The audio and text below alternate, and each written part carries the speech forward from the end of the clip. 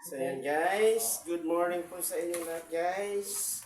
Okay, magluluto po tayo ngayon ng papaya guys. So, excuse mo muna tayo sa gata guys kasi kahapon nagata na tayo guys.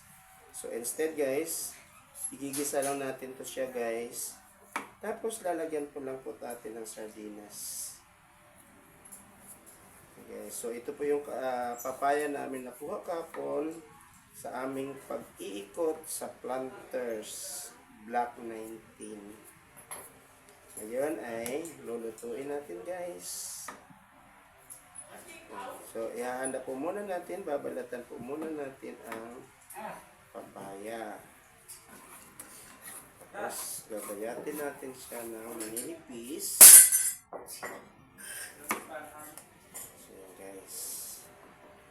So which is nabili lang natin ito ng free o nabili nakuha lang natin ito siya ng libre kahapon sa aming pag-iikot sa Planters Block 19. So guys, ika nga guys, pag masipag ka nga lang talaga magtanim na kung ikaw ay may malawak na lupain sa iyong bakuran, magtanim ka lang ng iba't ibang uri ng gulay, malaking tulong na siya guys para makatipid sa inyong gastusin, lalong-lalo na po gulay. Ang gulay dito sa Manila ay napakamahal guys. So ito guys, tubo lang to sa may tabi-tabi guys. Yan ang manguha kami kahapon. Wala na pong ano, basta umakit na lang sila Steve. So guys, so kapag ikaw ay may malawak na lupain dito sa Manila at mas pagka magtanim guys, kaso nga lang ni lupa sa paso wala tayo guys. Pero guys, nitong buwan ng February, dahil nga po sa buwan ng Agham or Science Month, ay ang pinaka-project ko sa mga estudyante ko guys ay bawat isa sa kanila ay mayroong project na paso. Tapos tatamnan nila ng halaman. At ang halaman na itatanim namin guys ay yung mga halamang gulay. Siguro uniform kami guys. Pwede naman dyan sa labas namin ilagay yung mga halaman para mainitan. Importante guys is maturuan ng mga bata ng gardening. Yun po ang ating gagawin sa susunod na mga araw.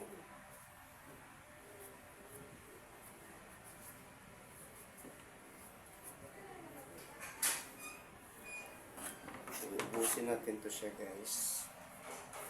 Yung mga bata na kasama ko tapos panguha nito guys, bibigyan din natin.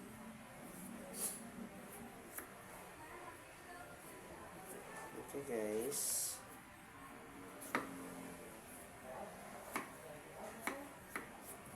pagkatapos nito ay gayatin natin.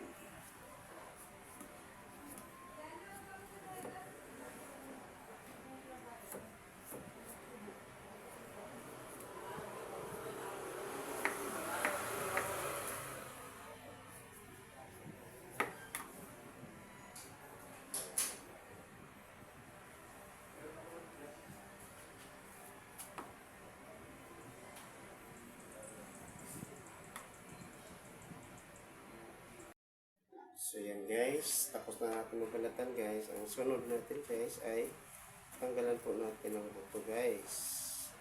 Yan guys. So kutsara natin ginamit guys. Kasi sayang yung ano guys. Ito. Kasi pag hindi natanggal ito guys, mapait.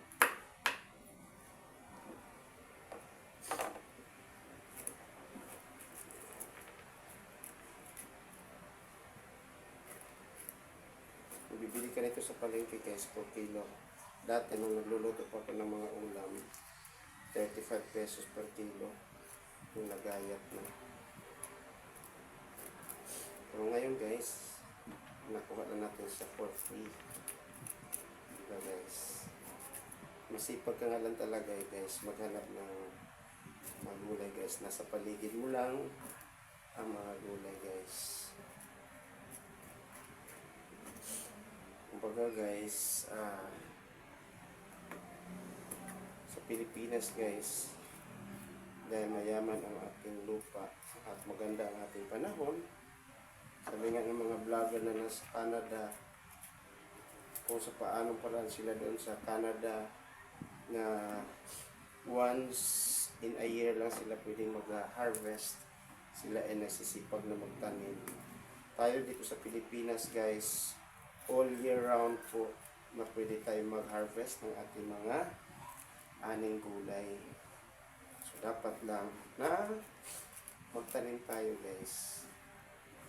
So halimbawa makapagtanim ka ng 2 puno nitong papaya, 2 lang na puno, ilang bunga ang ibibigay sa iyo pag ito'y namumunga, diba? Ganyan po guys. Kung ako nga lang ay mayaman sa lupa dito guys, nagtanim na ako guys. Pero it doesn't mean na wala kang lupa na pag-aaral dito. You can use that opportunity to take to plant different kinds of vegetables sa pamagitan ng mga paso, sako, at iba pa. So guys, so pagkatapos natin siyang tanggalan ng buto guys, iligpit, iset aside muna natin ito guys kasi nahalo ito sa ating lulutuin ng mga guys, mapait. So itabi muna natin ito guys, itong buto. Tapos ay gagayatin na natin ng maninipis ang ating papaya.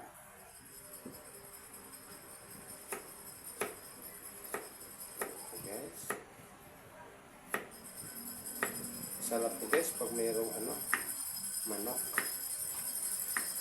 Pero vegetarian muna tayo ngayon guys. Lalagyan pala natin to siya guys ng malunggay. Ano po, ilalagay po natin ito guys is sardinas lang po guys. Tapos malunggay. Ihimahin pa natin yung malunggay naman guys. Guys. So guys, tapos na po natin himayin ang ating papaya. Isusunod po natin himayin ngayon ay ang malunggay. Guys. So itong malunggay guys, ito yung sa 5 pangunahing leafy vegetables, malunggay po ang pinakapangunahing masustansyang gulay guys. Kaya kapag ang mga magulang natin, mga nanay natin ay bagong panganak, kung inyo pong napapansin, sila po ay pinapakain talaga ng sinabawang manok na may gulay at papaya. So ito pong ating niluluto ngayon guys ay mainam to na anong tawag dito? If I'm not mistaken, lactative. Ibig sabihin, kapag nagpapagata sa mga nanay, lalong-lalo na yung nagpapa-breastfeed. So, marami pong benepisyo itong malunggay, guys.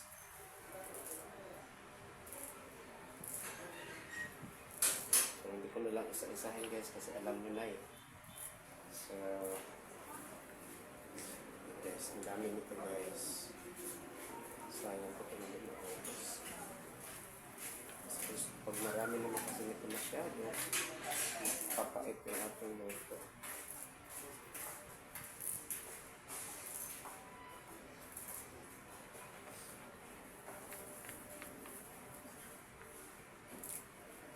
Yung nga palang nagkasakit ako guys, nung umuwi ako ng Butuan City. Ito po yung aking iniinom doon. Siguro mga first 3 nights ko doon guys. First week ako. Then, magalit po kami nito guys. Nag-blend po kami ng dahon ng ito nga malunggay. Tapos ininom ko guys. So yun po ang nangyayari guys. So, ang bilis ng recovery ko guys. So nung umuwi ako sa Agusan sa Loreto, yung malunggay doon, puno ng malunggay talagang pinagbawalan yung ate ko para pinabawalan ng ate ko yung mga kapitbahay na mamitas para lang sa akin. So yun po guys. So 3 months lang ako doon guys, naka-recover na agad ako guys. Siyempre, yung pag-inom ng gamot ay tuloy-tuloy. So yung mga gulay doon, katulad itong malunggay, yan po yung nakakatulong talaga ng mabilis. Saka yung ano guys, nung nasa Butuan City ako guys, binilan ako ng kapatid ko ng mangustin.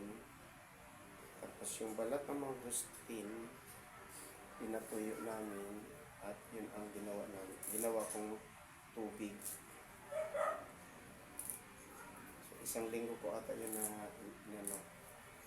ayun guys, marami din pong benepisyo yung mangustin guys. Yan. So, kung mainam lang tayo o masipag sa mga ganito mga gawain guys, pag nasa probinsya tayo guys, marami po talaga tayong kumbaga abot kamay lang sa natin yung mga gamot para sa ating karamdaman. So guys, sayang itong malunggay. Pag sobra kasi nito guys, papait naman itong aking luto.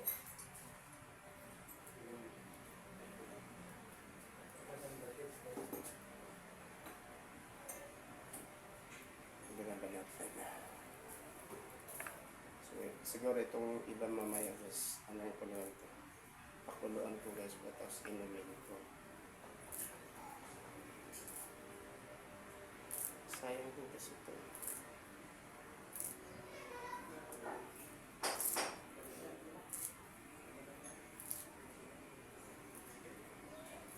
Saglit lang guys, at papatayin ko muna yung aking sinain. Guys, nahima na po natin ang malunggay guys. Sunod po natin ngayon guys ay ang ating spices. So, yung kamatis guys. Ito yung kasama sa nabili natin kahapon na kamatis. Tipid-tipid talaga na tayo guys. Hello Biana! Yan si Biana guys, oh. Naka-dress siya guys. Nagbablog ako, Biana.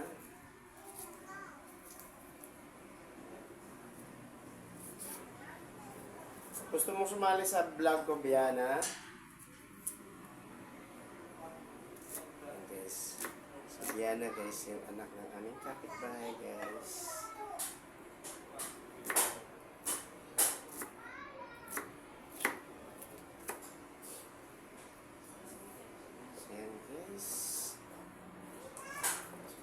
Bawang.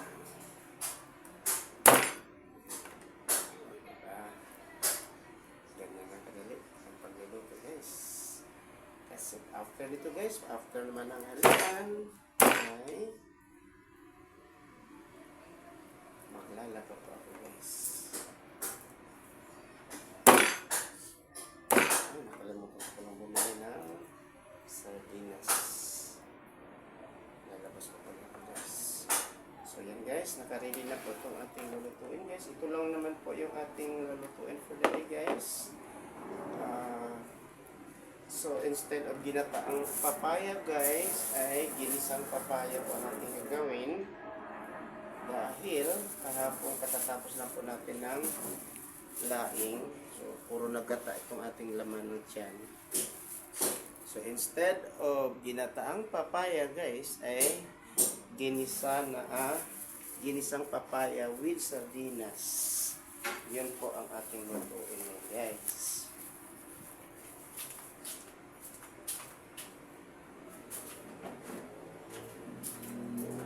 So yun nga guys, ang atin nga palang papaya guys ay nilagyan natin ng asin at nilamas natin ng asin para yung langsa na meron sa papaya ay matanggal. Saka natin siya hinugasan. So, ito na po guys. Prepared na po ang ating ingredients ng ating ginisang. Yan guys. So, yan guys. Nilagyan po natin ng asin tong ating papaya kanina guys. Para yung langsa na taglay ng papaya guys ay matanggal. Saka natin siya hinugasan. So, prepared na po ang ating ingredients guys. Ang kulang na lang po ay sardinas at siyempre ang di mawala-walang pampalasa natin ay ang magic sarap. So, punta muna ako ng tindahan guys. So, in a short while guys, babalikan ko po kayo. Guys, all set na po ang ating preparation sa pagluluto ng ginataang papaya.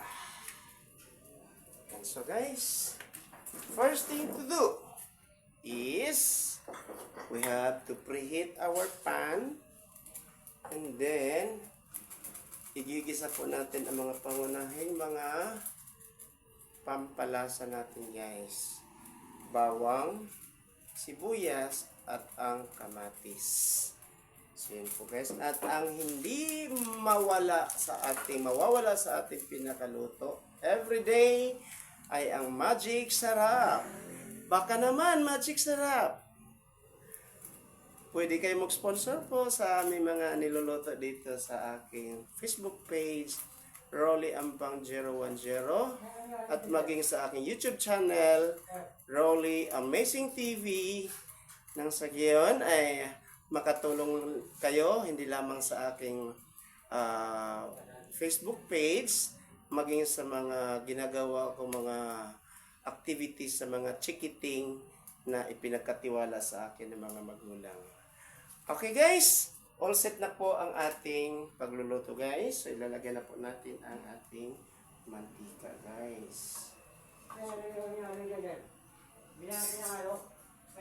So yun guys. Ano halo niyo dyan? Sardinas. Dahil di pwede. Pwede natin dahil. Daing. Oo. Pwede ba? Ano Pwede pwede? naman, pero hindi kasi ito ginataan eh. Hindi ba ginagawa? Ayaw ko maggata muna kasi kahapon nag-ano na eh. Ano ko dyan? Dito. Naggata na Ano kahapon. ito yan? Ha? Pakacham. Pakacham. Alin po? Pakacham. Patsamba? Oo. Hindi. Patsam talaga. Okay guys, ito na po guys. So si Kuya Eric nagtatanong ko, pwede daw lagyan ng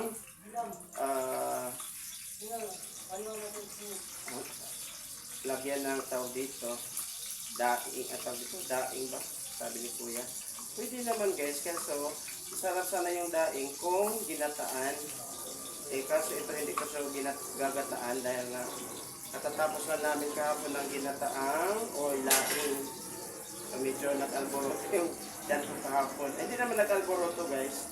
Pero pag ngayon ay ginataan na naman ang aking lulutuin guys. Something's wrong na talaga. So ngayon guys, to make an excuses for the day, so instead of ginataan ng ating lulutuin ay ginisang papaya muna tayo guys.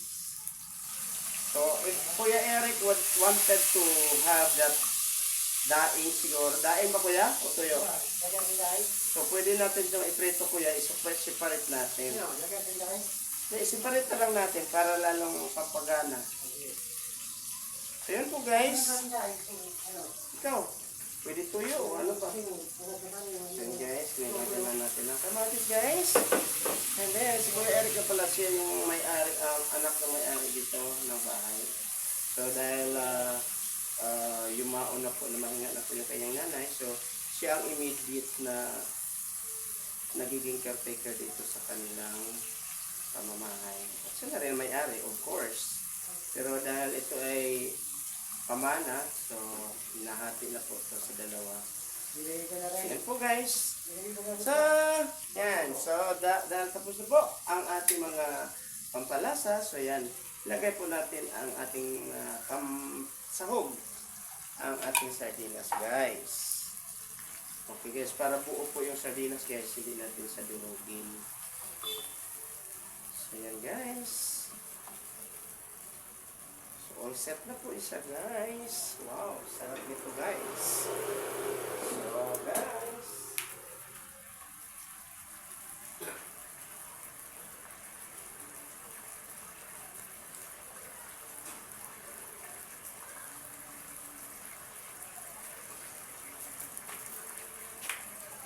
Takpan po natin guys. At maya-maya ay ilalagay na natin ang papaya. So ayan po guys ang ating papaya guys. Gaya po na ako sabi kanina guys, nilagyan po natin siya ng asin para yung lasa ng papaya, yung malangsa ay natatanggal. Yung dagta niya kasi guys, yun po yung nagpapaiba ng lasa. So, para po matanggal, yan, binudburan natin ng asin, nilamas natin bago natin hinugasan ng tubig. So guys, yan po guys. Yan, very nice. So, hindi na natin patatagalin guys. Ilagay na natin ang ginayat na papaya. Guys.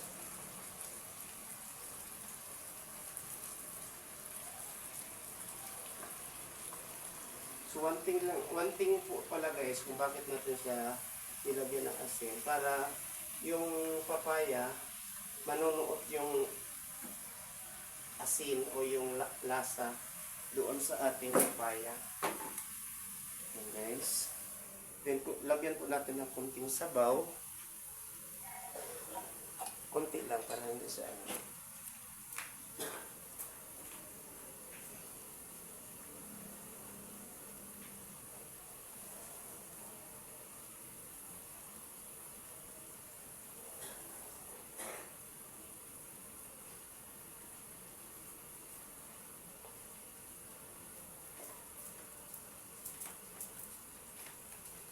So yan guys, yung ating ano guys, lata guys, hinugasan natin. Sayang yung ano. Lagyan na natin siya ng dalawang baso. Bibigyan kayo kaya? Magsaing na po ako. Dalawang baso lang po ng tubig guys. Yan po, enough na po yan guys. And so guys, so itong niluto namin na papaya ngayon guys, good for ilan na to? Ilang pamilya na ka to? For 5 family. Hanggang mamayang hapon na to guys. So yan guys. So we just have to wait for a moment hanggang sa maluto ang papaya. So marami pa tayong malunggay guys. So mamaya himayin ko yan pagkatapos ko maglaba. Para masarap sana to kung inyo po bumili si Kuya Eric ng dalagang bukid na daing. Masarap yan kung ginataan to guys. Pero ayaw ko muna magata. So yun guys, halunahin po muna natin sa guys. Yan po guys. Kunting sabaw lang guys, kasi pag sobrang sabaw, maano siya, tawag dito. Hindi na siya masarap.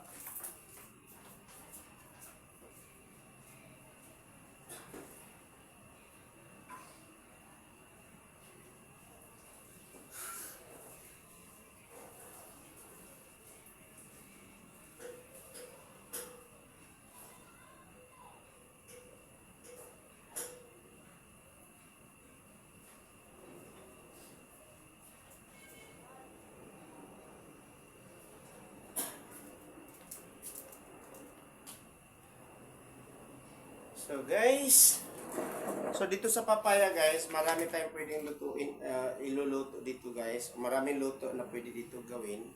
So when I was a kid, ang ginawa namin dito, ginagayat ang tawag dito. May shredder siya o yung gayatan. Tapos para siyang pansit ang dating. Tapos ang ginagawa namin, nilalagyan ng sardinas. Same lang din na ganito pero dry lang siya. Ito kasi may sabaw na konti kasi lalagyan nga po natin ng malunggay. So usually po ito guys, dito sa Manila guys, nilalagyan lang, gata talagang niluluto nito guys. Pero kaya nga po ng aking sabi guys, tawag dito, dahil kapon ay naglaing na kami, so puro na gata yung laman ng ating tiyan. So, trivia po guys, itong papaya guys ay mainam po to na ipapakain sa bagong panganak na nanay. Kasi good source po siya ng gatas ng nanay. Nagpapagatas po ito ng nanay.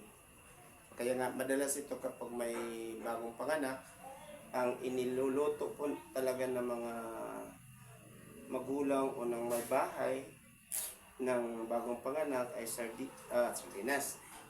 Tinulang manok with papaya and malunggay. So yan po ang laging barkada talaga yan. Malunggay.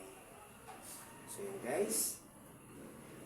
Kumukulo-kulo na guys ang ating papaya. Ang ating papaya. Pinisang papaya. So haluin na natin guys. Para maluto po sa ilang itaas.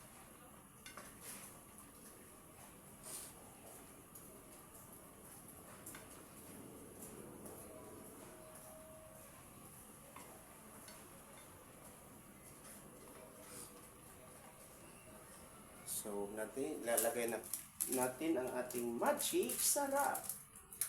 So, ayan po guys. So, sa dami ko niluto dito sa aking vlog guys, sa aking Facebook page Rolly Ambang 010, hindi po talaga nawawala ang magic sarap. Kaya, if I were you, magic sarap, sponsor na po kayo guys. Ayan guys.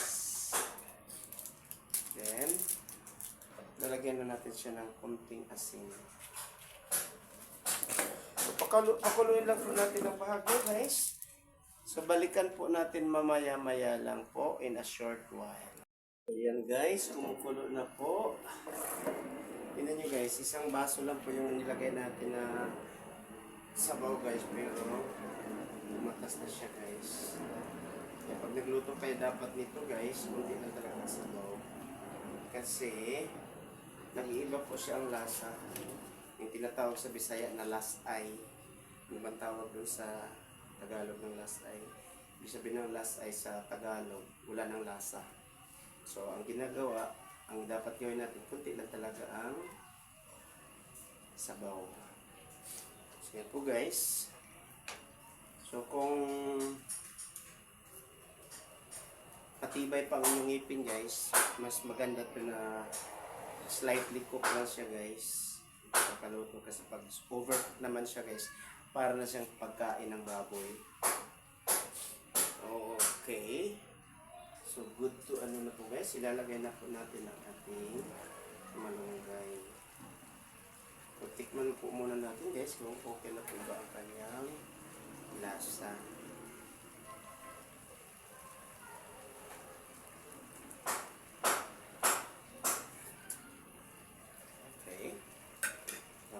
Kulang ng asin. So, dagdagan natin ng asin.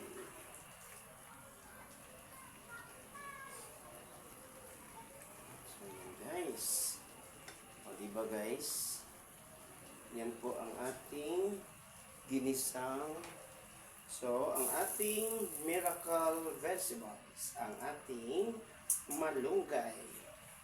Tugasan pala natin siya guys kasi nga maalikabok. So yan na ang ating ginisang papaya with sardinas. So konti lang nilagay kong ano guys, hindi ko inubos yung malunggay kasi pag maraming malunggay guys, papait na siya guys. Yan, sapat na yan. So yung natirang malunggay, hihimayan ko lang mamaya. Gawin ko na siya parang tea.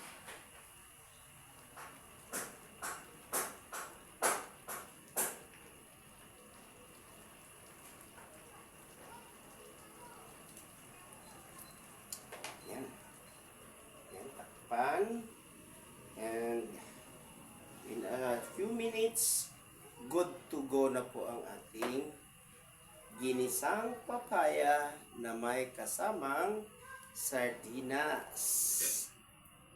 So para lalong sumarap ang aming kain ngayon ni Kuya Eric, bumili si Kuya Eric ng daing na dalagang bukid. So ipiprito din po natin yun guys.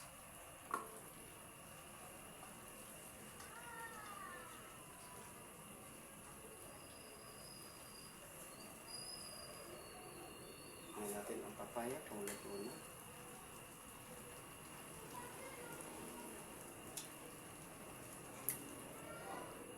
Ina.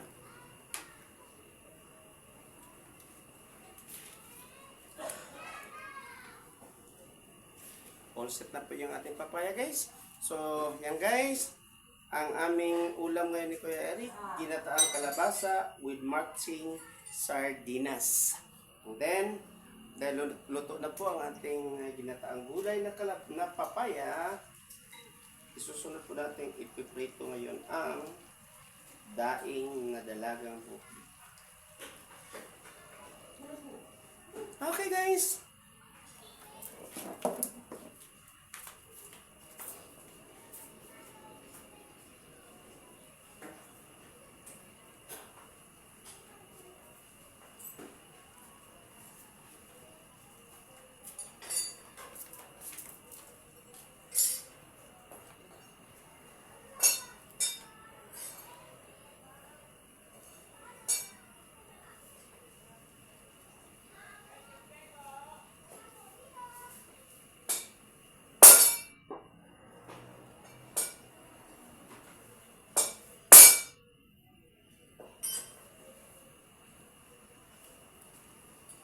So, good to go na to guys.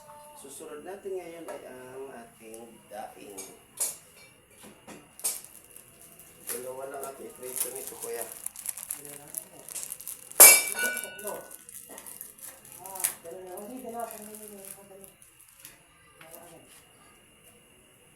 Pangano na naman ito, pampagana lang ito. Ayan. So guys, kakain na po tayo in a short while guys.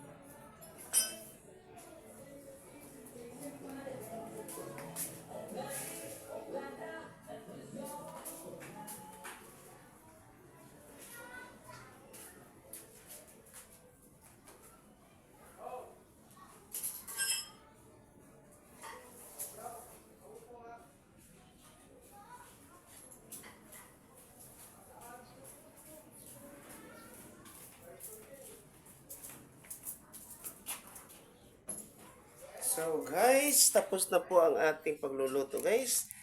Time to eat! Sige guys, kakain na po kami guys. Kasama si Kuya Eric.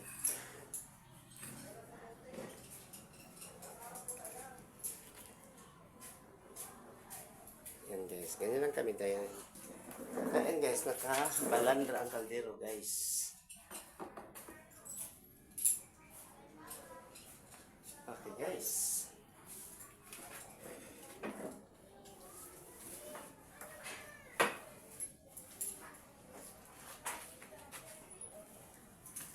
So yan lang guys.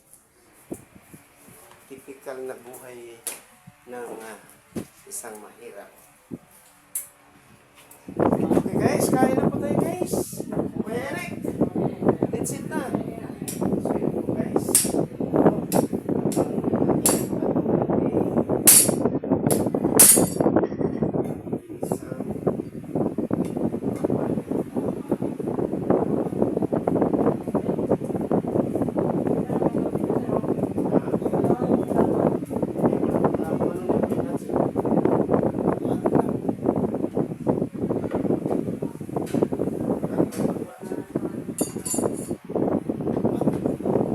Wala pang budget yan.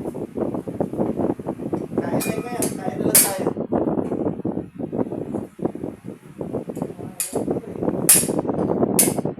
Kuya Eric, balik na.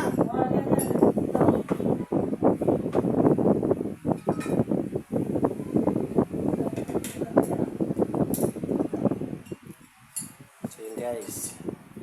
Yan. At ang tuyo ni Kuya Eric.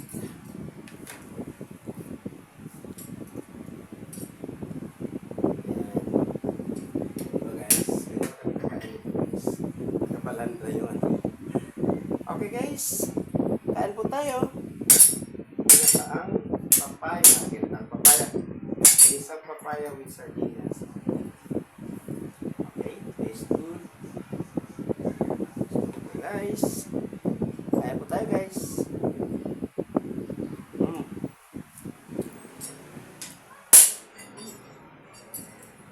Ayan guys.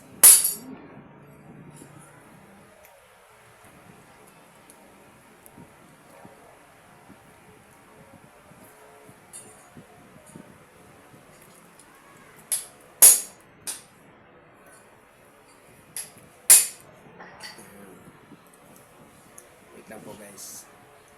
Iset ko lang itong aking camera.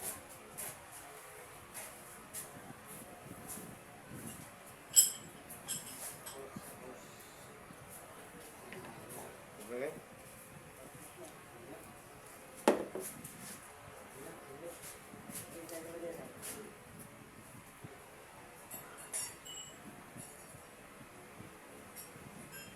Pinoy, lagi ng tubig ko. Green.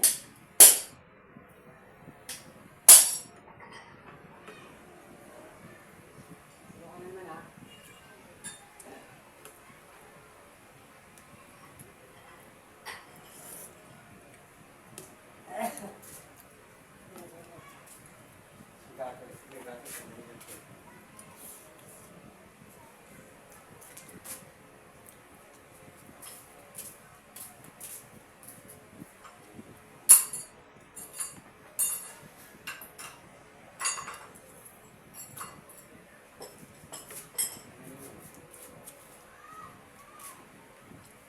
Iba talaga yung lutong bahay guys.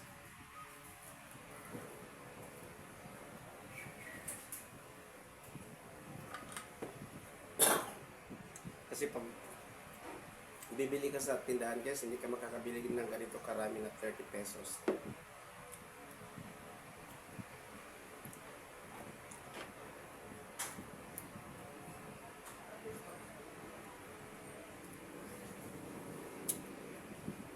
So yun po guys, maraming salamat po. Hanggang sa muling pagtatanghal ng ating mga videos Ate. dito sa aking Facebook page.